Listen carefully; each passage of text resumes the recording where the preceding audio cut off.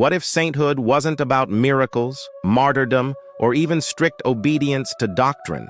What if, in fact, the true saints were those who achieved something much more profound and elusive, spiritual completion? This may sound like a radical reimagining of traditional Christian teaching, but bear with me. We're going to explore what the concept of saint might reveal about our relationship to the divine, the meaning of enlightenment, and the potential for every human being to reach extraordinary levels of consciousness. Let's start with the common understanding of saints. Typically, they are individuals who led exemplary lives characterized by holiness, compassion, and deep devotion to God. Some saints were known for performing miracles, healing the sick and working extraordinary acts of power. Others, like Saint Stephen, were martyrs who gave their lives for their faith. But what if we approach the concept of saints not as religious figures, but as spiritual exemplars? What if the essence of sainthood lies not in external deeds or adherence to dogma, but in an internal transformation, a state of being? Think about the most revered saints in Christian tradition, figures like Francis of Assisi, Teresa of Avila, and Catherine of Siena. What made them so remarkable was not just their piety, but also their intense love, boundless compassion, and unwavering commitment to truth.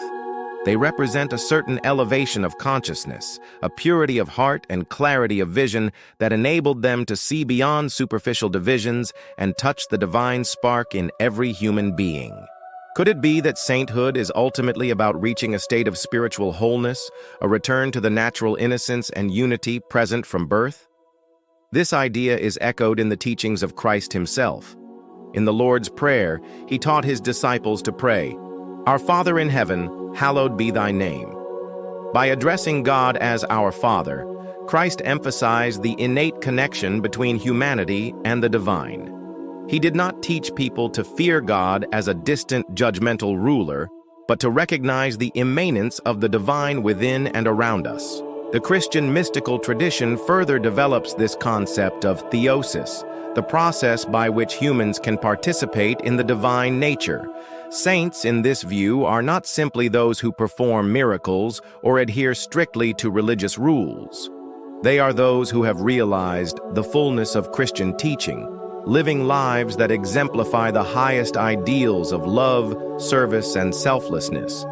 They become channels through which the divine can flow, radiating peace, healing, and spiritual insight to all who come in contact with them. But isn't this description also reminiscent of the qualities attributed to Christ himself?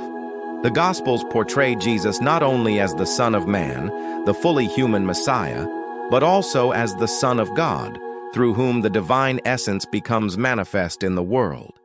He taught the importance of loving one's enemies, turning the other cheek and seeking first the kingdom of God. His life exemplified compassion, forgiveness, and unconditional love. Was Christ not himself the ultimate saint, the perfect embodiment of divine consciousness? If so, then the saints who most closely followed him would be those who most closely reflected his qualities, those who attained the greatest measure of spiritual wholeness.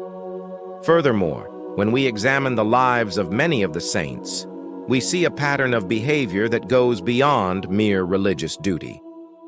Consider the story of Saint Francis of Assisi, who gave away his inheritance, embraced poverty, and dedicated his life to serving the poor and preaching to the birds. Or Saint Teresa of Calcutta, known for her selfless service to the sick and dying. Why were these individuals driven to such extreme acts of generosity and compassion? What compelled them to leave behind comfortable lives and sacrifice for others? It was not enough for them simply to believe in God or observe religious rituals. They felt an irresistible call to live according to higher principles, to embody love and truth in every aspect of their lives. In fact, the word saint itself comes from the Latin word sanctus, which means set apart or holy. Saints were originally understood as those who had set themselves apart from the ordinary concerns of the material world and consecrated themselves to the pursuit of spiritual perfection.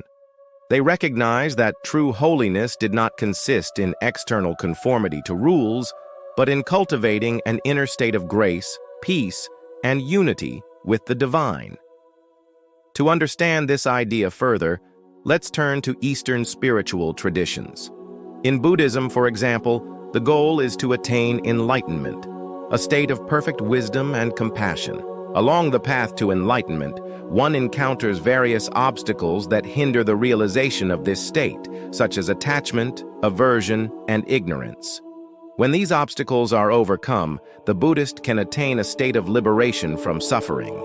Similarly, in Hinduism, the ultimate goal is moksha, liberation from the cycle of birth, death, and rebirth. This liberation is achieved by aligning oneself with the divine order of reality, known as Dharma, or the law of nature. Along the path to moksha, individuals may encounter various obstacles arising from their own desires and attachments, which must be overcome to attain the final state of freedom.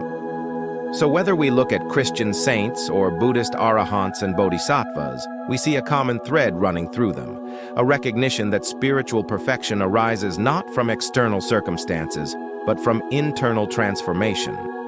They realized that attaining holiness or enlightenment was not about adhering to a set of rules, but about cultivating an inner state of being. The lives of the saints were not always easy. Many of them faced persecution, ridicule, and even death for their beliefs and way of life. Yet they remained steadfast in their commitment to truth and love.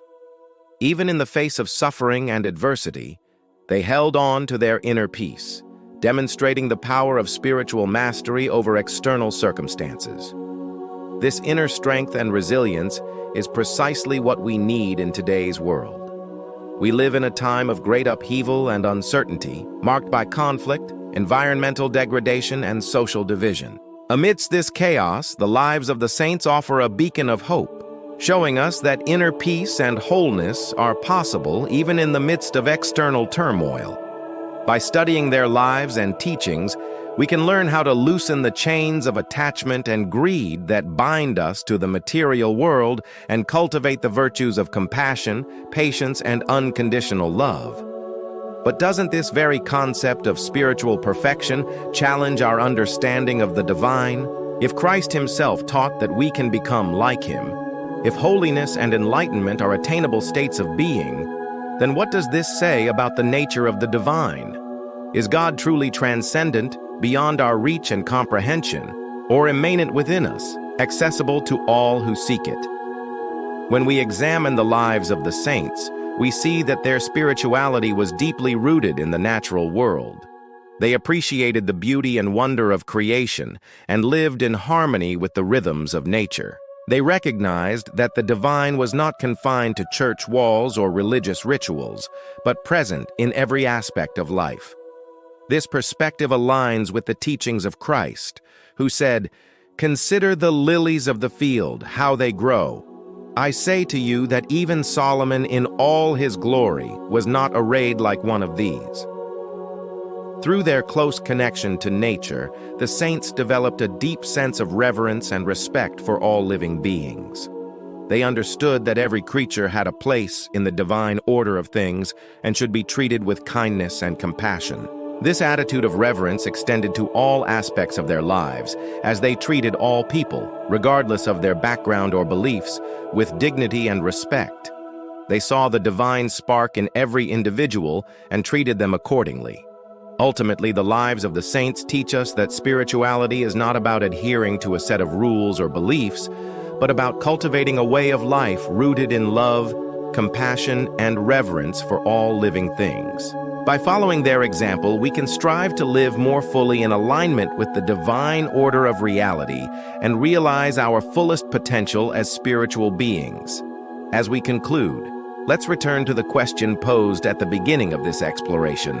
What if sainthood was not about miracles, martyrdom, or religious rules, but about spiritual completion, a return to the state of wholeness present from birth? What if the true saints were those who exemplified not just piety, but also profound love, boundless compassion, and unwavering commitment to truth? By embracing this perspective, we can see sainthood as a reflection of the divine essence, the same energy that animated Christ himself. If Christ was both fully human and fully divine, then his life serves as the ultimate model for spiritual transformation and enlightenment. By following his example, by letting go of attachment, by cultivating love, and by living in accordance with the laws of the universe, we too can reflect the same divine light that shone through the Son of God. We can become, in essence, saints in our own right.